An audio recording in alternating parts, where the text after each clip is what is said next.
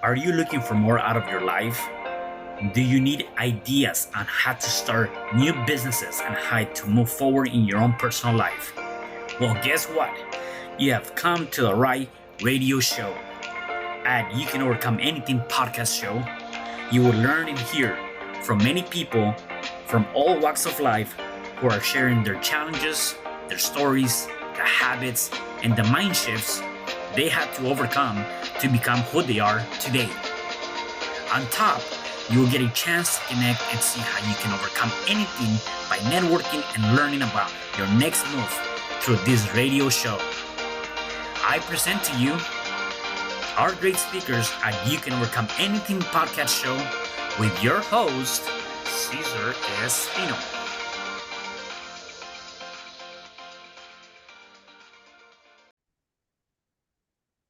Hello there, and welcome back to another episode of You Can Overcome Anything podcast show.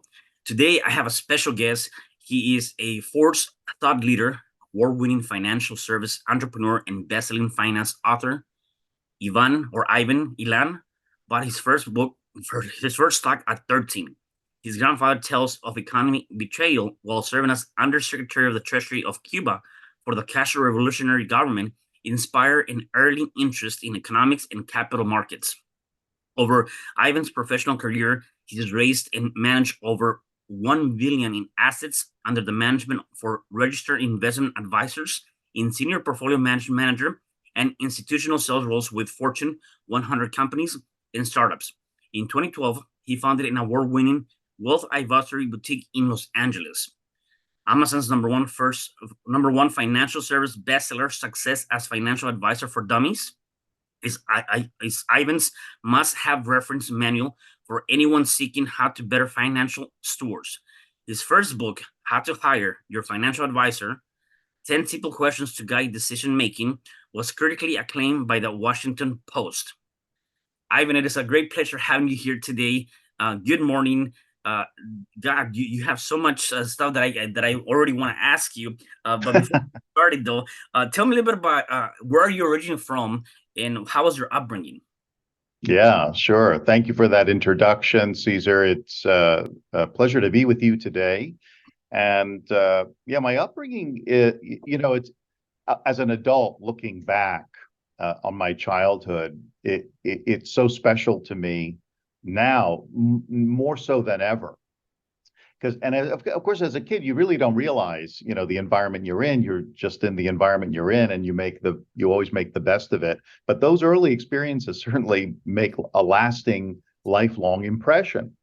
I was born in Washington, D.C., and my parents, who were both immigrants, met in Washington, D.C.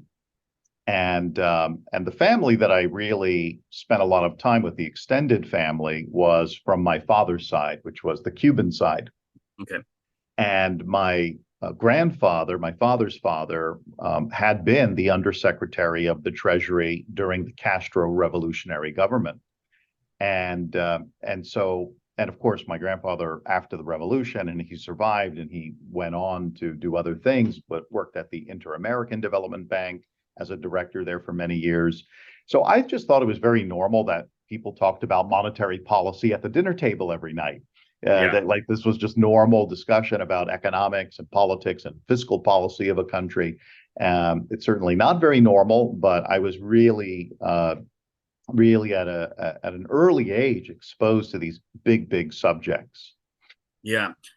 So you bought your stock at 13 years. Yeah, I was 13. How did that happen? And this is the funny thing about it. By the time I was 13, I had already been reading the Wall Street Journal for like maybe a year or two before that. And because, this was the language of my grandfather. And I spent a lot of time with him growing up in Florida, in Miami, in Daytona Beach, in St. Petersburg. So most of my childhood was in Florida, and I would spend pretty much every summer with my grandparents in Miami. And so to prepare for that visit, I had to know something. I had to speak, like an adult. I had to have insights like an adult. And my grandfather was really a force of nature. So if I didn't have interesting things to say, Yeah. he would tell me as much that this you don't know what you're talking about, and so he was very encouraging, but also he was very real.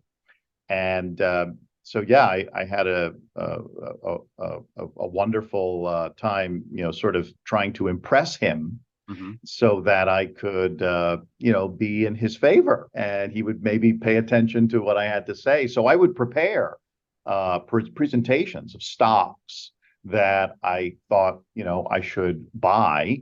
And my father had turned over my college fund to me to manage, because I went to him and said, "Hey, Dad, I think I would do a good job managing my own money for college." And he said, "Sure. Okay, if you do well, that's great. If you lose it, well, you got to figure it out."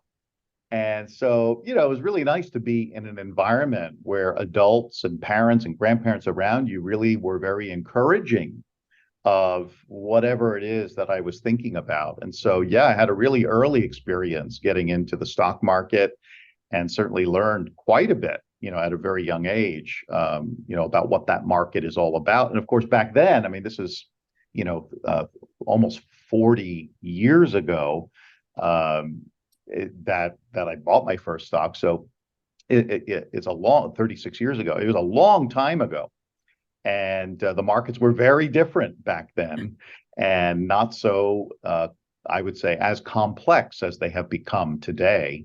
And so I actually, like, I would place a trade, and I actually could see my stock trade scroll on the bottom of the screen on an old network called Financial News Network, which was the precursor to CNBC. And and I would get so excited, like, "Oh, there's my trade," and like 100 shares of something. But that's Yeah. how small the market was back in the day. Got it. You said something that was, I think, is very interesting, and I want to know if there's more to that, and if not, either way, it's a good topic that to talk about. Just because I do believe that a lot of times in our society, or just people in general, we're always trying to do something to impress somebody else, to be accepted, right? So you were talking about, you wanted to kind of be the favor, and you wanted to make sure that your grandfather, kind of looked at you and saw you, and saw that you were there. Except I do believe that oftentimes shows up in many different ways, and maybe it wasn't for you exactly that. Except, again, sometimes we as people, again, will want to do something to, again, be accepted by society, be accepted by parents, be accepted by a community, whatever that might be. And sometimes we end up doing things that perhaps we don't really appreciate or like, except because we were looking so much for that validation, that external validation, that external acceptance, that we go above and beyond doing those things, and without realizing that might be hurting us. um, if you can probably talk a little bit about that, in terms of whether or not that was your case or not, and if not, what would be an advice for someone that is looking for that, where in reality you may not need to have that to be who you are, if that makes sense. That's amazing. Well, no, in a very real way, it absolutely applied to me, because I mean, I'm married to a man. I mean, I came Mhm. out when I was 19, Mhm. came out of the Mm. closet, as they Yep. say. Yep. And then I went back in the closet because, I was raised Catholic, and Right. it was, a very volatile time in my life. But I knew pretty early on, who I was, and I think a lot of, um, people like me would probably say the same. But yeah, I mean, that was very difficult, very challenging, because my grandfather, as a very, I would say, traditional Cuban Catholic man, was very outspoken, anti-gay, definitely homophobic. I mean, a very, very harsh language against, the homosexuality. Mhm. And and I will not, I won't deny it. It was very painful to me as a child, to sort of hear that, his judgment and his vitriol and his, almost, I would say, hatred. And here I was, this kid, hearing my beloved grandfather say these things. Maybe, and it's interesting, Caesar, I had never really thought of it until you pose the question the way you have, but maybe it was because Mhm. of this part of me that I knew he did not like, that made me want him to find something in me that he loved. And so if I could bring that level of conversation and interest and intellectual exchange with him, that somehow that would overcome the Hmm. hatred for this other part of me. And and I didn't know you were offering a therapy session here, but but it's very, very, it makes sense to me that that's where that drive would come from for his acceptance. Yeah. And but it was very much a very, and of course, in my industry, in the financial industry, and I worked at investment banking firms, started in the 90s, right out of business school. It was not the same as it is today. Yeah. The industry was extremely homophobic, was very bigoted across, I would say, every aspect of minority. And so, as not only a Hispanic, but also a gay Hispanic, like it's like I had layers and layers of things that people could find to reject me for, that I certainly had to feel like I had to hide. Yeah, but and there were a lot of odds against you, right? I mean, again, being Hispanic, being from having the Cuban ancestry and all that stuff, and even with a lot of things going on, or even for me, like I'm from Mexico. Back then, somebody saying, "Hey, I came out of the closet," per se, right? Let's just say that it wouldn't be accepted, right? I mean, there's that machismo, right?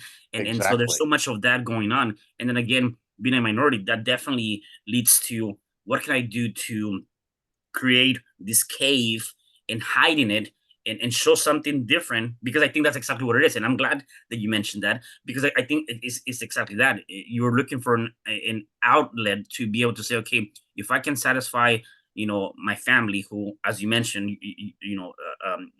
their principles and values or their ideas, whether they were right or wrong, that were their ideas back then. Is how can I satisfy that so that I can be in good standings and then I can go about my life, right? And so it's very interesting, because again, it happens a lot with uh, all kinds of communities and people, where what can I do to be able to step outside of that, right? And be able Yes. to create something. Yeah, absolutely. And, I mean, my grandfather, he died at an old age. He was 96, I want to say, Mm, 94. And I got to present my first book, The How to Hire or Fire Your Financial Advisor. I presented to him. I dedicated the book to him, nice. and he Yeah. would sit at the dinner table and do readings, and but I never came out to him. I Uh-huh. never showed him that part of my life. And for me, it was always more about, you know, it was almost like I didn't need him to know. Hmm. Like my relationship with him was so full from this intellectual pursuit that it's almost like that overcompensated for, maybe a Yeah. more personal connection. Right.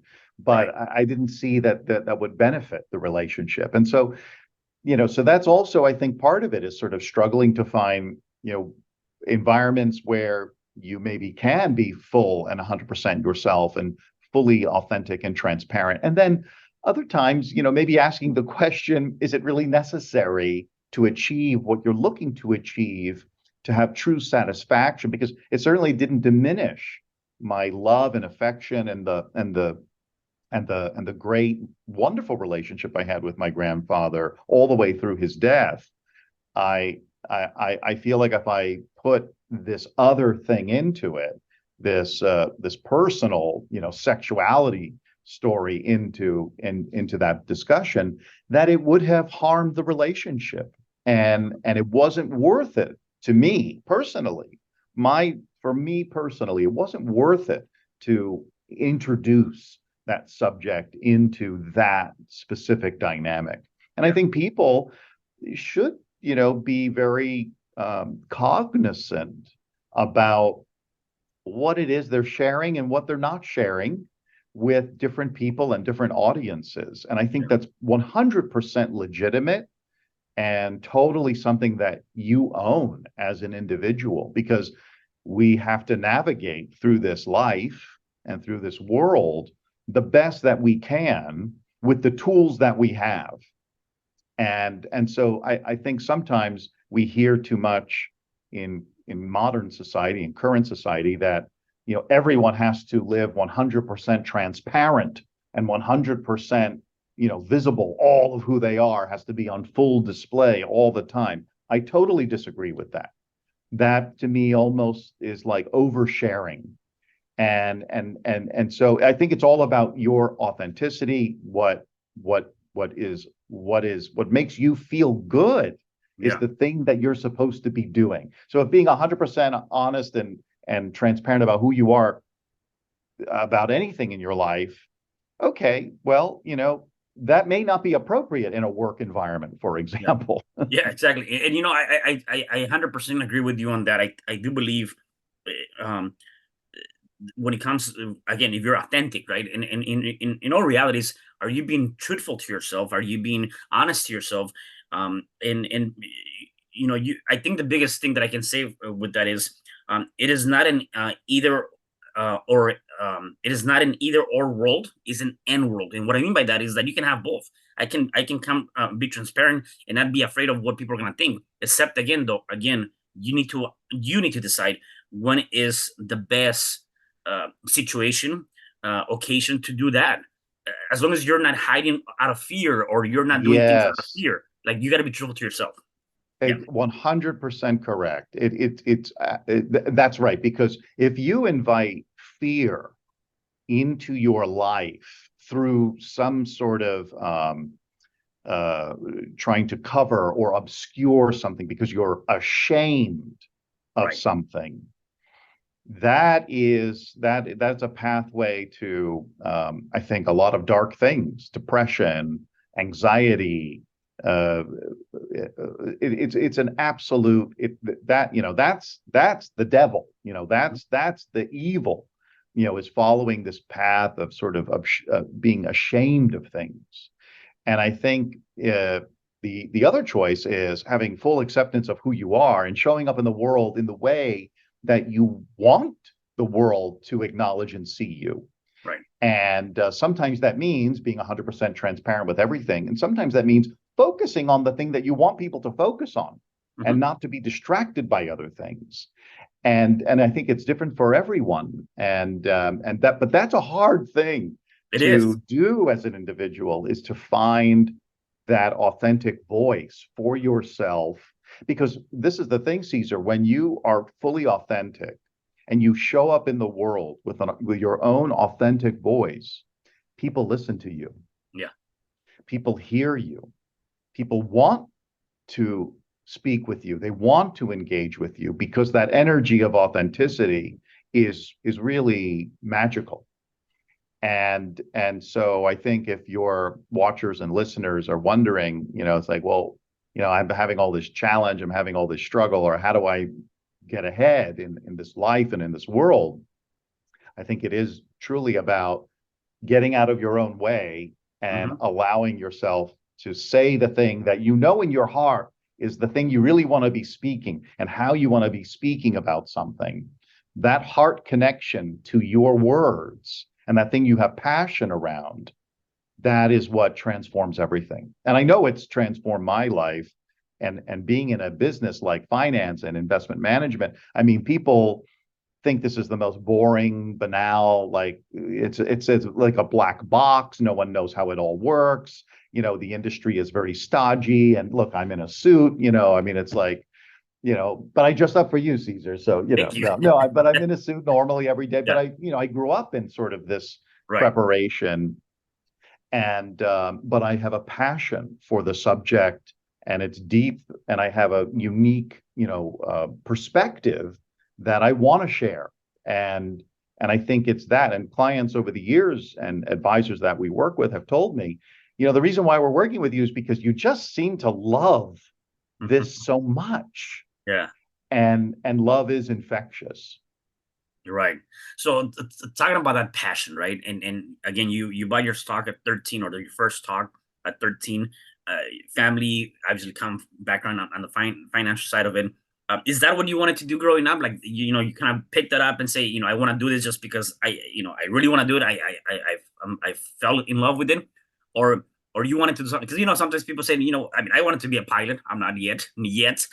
I wanted to be a Yeah. policeman. I never fulfilled that, right? So we all have these dreams, right? When you're growing up, like what would be that one thing you want to do, right? Was that for you always like kind of getting to this business, or you wanted to do something different growing up? I always wanted to be in this business, and so much so that I mean I was very eager. And so Yeah. like by 16, I actually made a request for an application for a seat on the Philadelphia options exchange.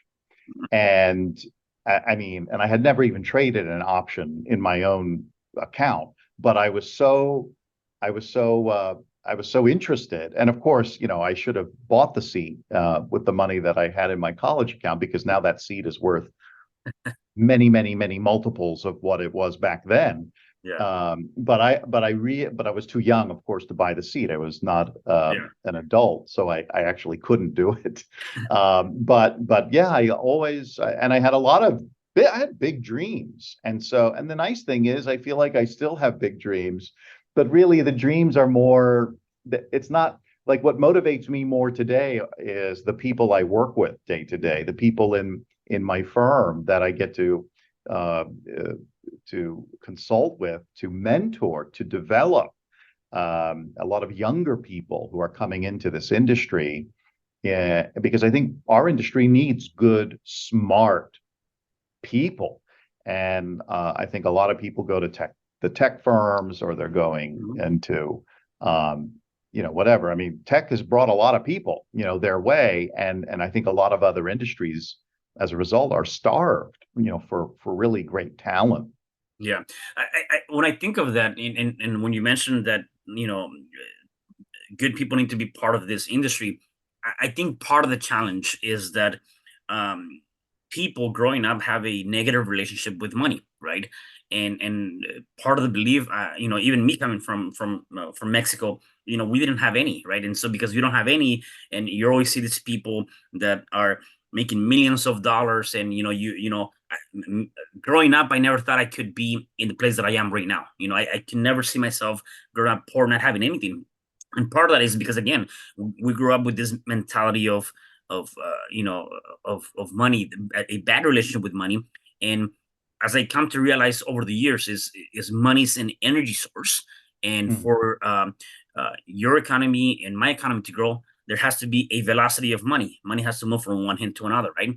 Except again, because it is an energy source, um, money goes to where it's attracted, not where it's needed, right? And so we're in this idea of like, I need this money, I need this money. That person already has so much money. Why are they getting that money? I need to have this money. Instead, we have to realize, though, at that point, that it's going over there because we have to figure out how is it that they're attracting that. Again, it's an energy source. And so I think that's part of the challenge where, even in schools, right? They don't really teach you financial literacy. They don't talk to you Right. about how to invest. They don't talk to you about what to do with your money.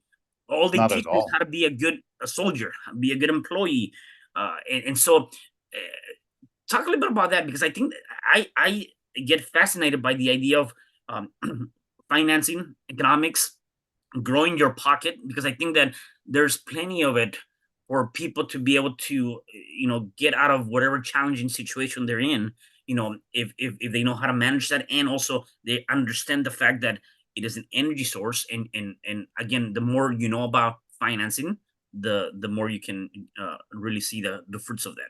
Yeah, I mean, you're definitely getting into sort of the more metaphysical side of of our world.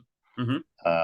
And some people I think study that and really are interested in that. And I am in the camp of believing that everything is matter in physics. Everything's measured in matter, and the transformation of matter from one form to another. Matter or energy is never lost. It is merely only ever transformed. And so if you take that principle and you apply it to your own life, you are energy. I mean, our bodies are bioelectric.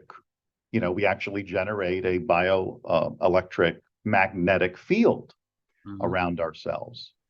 And so there is quite a bit of importance about, how do you think about yourself? What are the thoughts that you have about yourself? What is that internal narrative that you tell yourself? And I will say this is a daily, you have to be meticulous with it. It's not something you do once and you're done. This is a constant pursuit to make sure that that internal dialogue that you have is a constructive one, is one that isn't necessarily always rosy and positive, but is disciplined and clear. And I think the more that you can develop that for yourself internally, I know the better I was, the more clear I was. Especially, it's like I'm managing money, Mhm. for, hundreds of millions of dollars for clients and families and endowments and pension funds and, other advisors who entrust us with their money, with their clients' money. And we have to be, I mean, I have to be very clear about what the discipline is. Why are we making the decisions to allocate money in the way that we are allocating? The markets are crazy. The markets are volatile. There's noise and there's scary things every day that are happening in the capital markets, the bond market, the stock market. I mean, it's like, what is the Federal Reserve doing? What's happening in the economy? What's unemployment? I mean, there's all these data points, Yeah. there's all this stuff.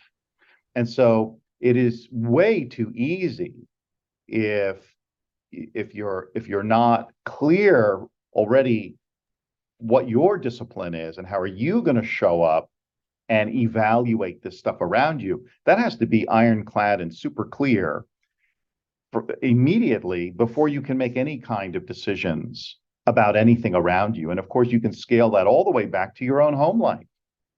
And you have to be very clear about, all right, what's our budget?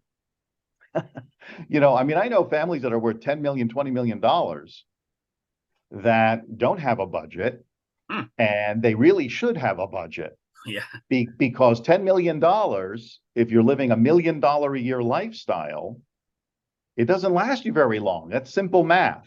It'll Right. last you about 10 years, assuming no growth in that $10 million. Right. And so I think that's another part of it. I mean, the most successful people I know financially are people that have really, that live well within their means and are very comfortable and happy. And then because they live well within their means. And so the money that they have accumulated has been able to accumulate because they've made decisions and they have a discipline that basically is not consumption based. It's in our society, it's all about consumerism. You look on Instagram, you look on any social media. Right.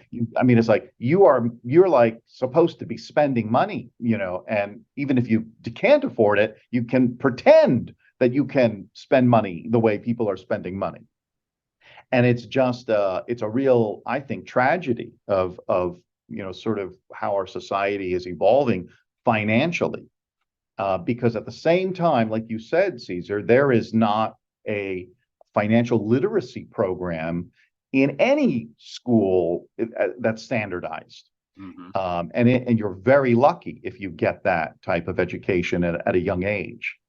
But that type of education, by the way, is in usually direct conflict with what corporations want from you, which is for you to spend, spend, spend. And so this is a very important dynamic, I think, to understand. And then you can start to make changes around it. But it's very hard. This is because the world is sort of against you in making good decisions. Yeah, it's the odds are against you, right? In many different ways, for sure. So, talk about your what inspired you to write your first book. So the first book, How to Hire or Fire Your Financial Advisor, 10 Simple Questions to Guide Decision Making. It really came out of uh, really a desire to help regular people, retail clients, be able to evaluate whether or not, because there's all these people out there in the marketplace. There's all these financial advisors. And sometimes a financial advisor really isn't a financial advisor at all, in the standard that the regulators have. Maybe the financial advisor is actually only a financial professional. And you hear different terms, financial services representative. You hear all these different terms. And so it's very, very confusing to the consumer. It's like, well, everyone just thinks, oh, well, that's my financial advisor. They're a financial advisor. Actually, no. There are many different licenses that are required to be an actual financial advisor. To actually use that precise term, you have to have very specific licenses. Most people don't even know that. And so the book was really meant to be an education guide on, if you're somebody that is being approached by people to hire them to be a financial advisor, for you to hire them, or if you're somebody that thinks that, well, maybe I need a financial advisor to help me. Here's a book that can help guide you to the different levels of the professionals that are out there, because there are some professionals that are only licensed to sell insurance products, for example. Insurance products are part of the financial services industry. Many insurance professionals are actually called financial professionals. They're not called financial advisors because they do not have the license to actually give investment advice or even financial advice. They only have a license to sell an insurance product. Well, that's a very important distinction, because if you're a consumer and you're getting advice from somebody that can only sell you an insurance product, then wouldn't you want to know that all they can talk to you about is insurance? They can't talk to you about actual investments or financial planning or these other types of things. And so I think it's so important that people get that opportunity to learn. But, our industry doesn't really spend a lot of time wanting people to know about this stuff. It doesn't actually serve the agenda of the product manufacturers. They don't want people to really know the difference between just an insurance salesperson and somebody who has more broad licensing and capabilities. Yeah, no, definitely. And what about your second book? The second book came out of, Dummies. The Dummies books are like, everybody knows the Dummies books. Yeah. And so Wiley, who's the largest publisher in the world in education books, they actually called me and approached me, and they said, hey, we read your first book. We'd like you to write a Dummies book, and we'd like it to be on international investing. And I said, well, that's an interesting topic, but I think I have another idea. I'd like to write a sequel to the first book, which is How to Hire a Financial Advisor, which is consumer-based. I'd like to write a book for dummies that is how to be the advisor that doesn't get fired. How to be a great and successful financial advisor. And so they have a whole acquisition committee, and they go through this whole process to determine whether or not your book is worth publishing. And they said, no, we like this. This is great. And so it had been a #1 bestseller on Amazon, and it continues to sell very, very well. And the point of the book is, success as a financial advisor isn't about the financial advisor making money. It is about positive, successful financial outcomes for the client. So it's all about delivering positive outcomes for the client. That's what makes the advisor successful, when the client is successful. And so the book talks all about core competencies, things that an advisor really should be knowing, analyzing, looking at, evaluating, assessing, and then being able to make recommendations accordingly. And so it provides some framework for what that decision-making guide should look like, whether it be formulas for certain kinds of ratios of coverage for life insurance, for example, all the way to retirement income planning, also portfolio management. And then it even talks about, because our industry is really, it's an older industry. a lot of the financial advisors in our industry are much older. Mm. And so there's this huge concentration of folks who are, really after the age of 55, 60, and many few, very few that are actually younger, in their 20s and 30s. And so there's a lot of consolidation. There's a lot of firms that are out there that are transitioning or selling themselves or trying to become more team based. And so I provide a lot of guidance on how advisors can actually engage in those types of things as well. Nice. I love that. So talk about the firm. What is it that how do you how can people connect with you, right? If they wanted to work with you, and what are some of the things that you kind of go with people that join you? Yeah, yeah. Our firm is unique in that it has two areas of service. One is direct to retail clients, where we have our own direct retail clients who come to us directly. And that's really how we started, and we've been doing that. I mean, this is now my 19th year doing that in the practice. Hmm. And then the other side, which is really the side that we're investing a lot of time and resources and growth in, is for financial professionals, for financial advisors, and for other registered investment advisory firms to really leverage the tools and the resources and the investment management that we've developed that has actually made us successful in serving our client base. Because it's very hard to develop a good track record. It's hard to develop a good performance history.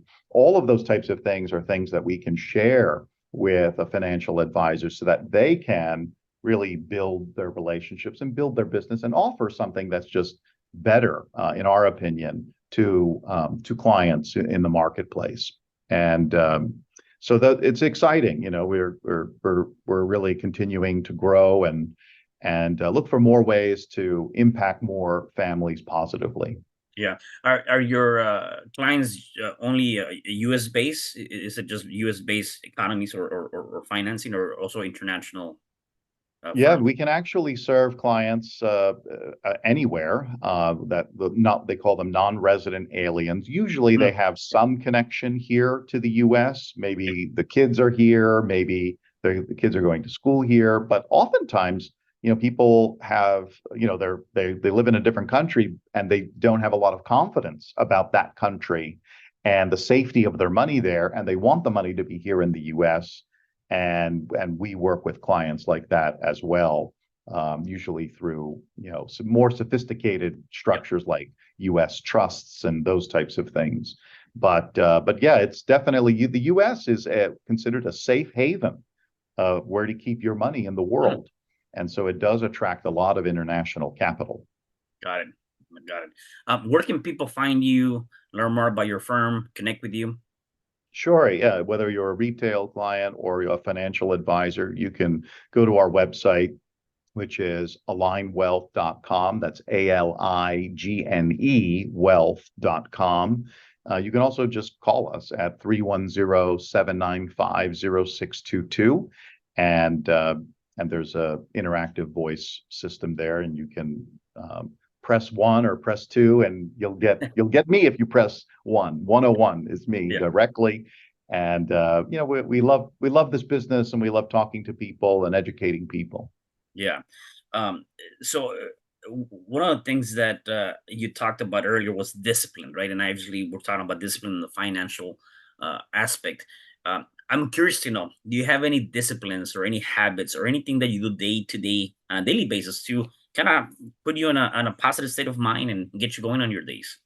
Oh yeah, absolutely, for sure. And of course, I I can't necessarily do it every single day, but if I don't do it, I know that I'm missing something in my day, which is my morning jog. And some mornings it's not a jog. Some mornings it's just a walk.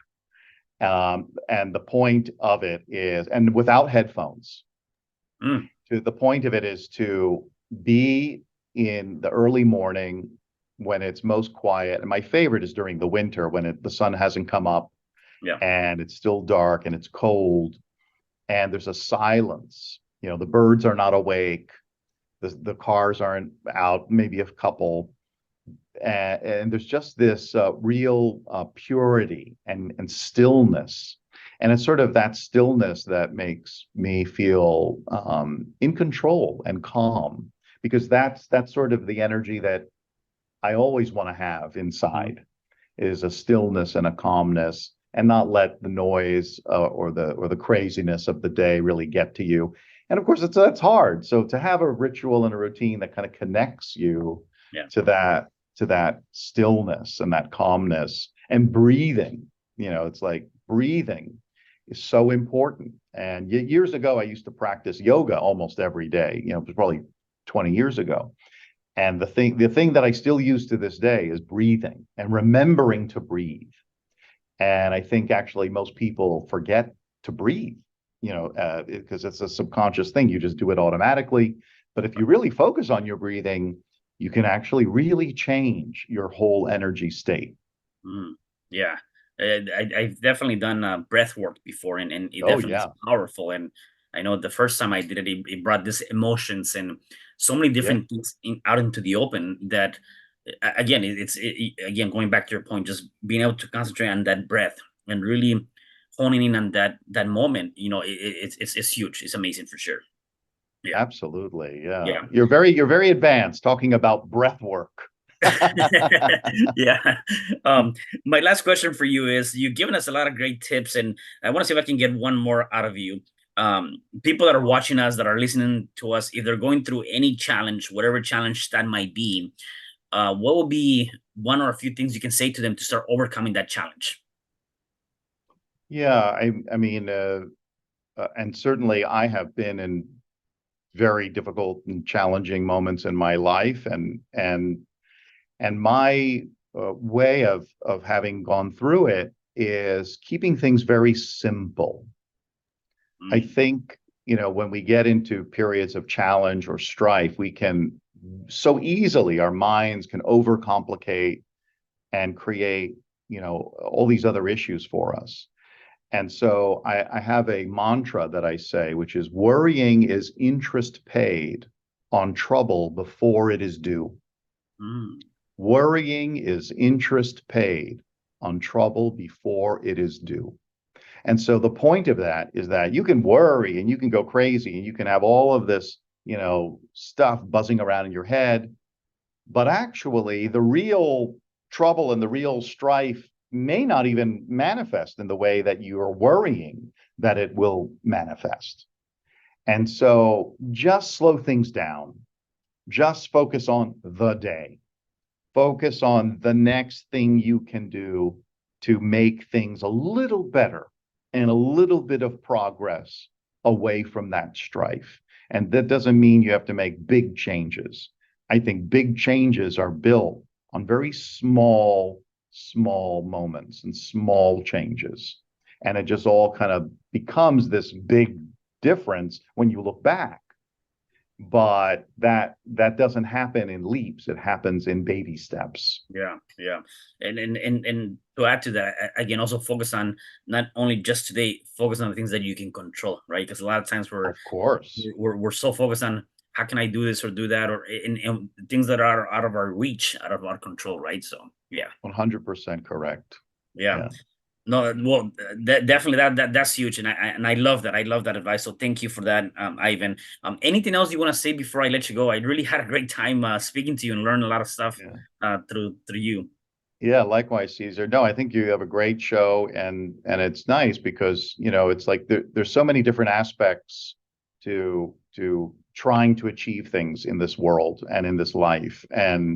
And it is all connected, our personal interior life and how we think about things and how we feel about things is absolutely connected to our output and our growth and our work. And so I think you really have a nice way of kind of tying that all together. So yeah, thank you Yeah, for no, that definitely. for the conversation. No, definitely. Thank you so much.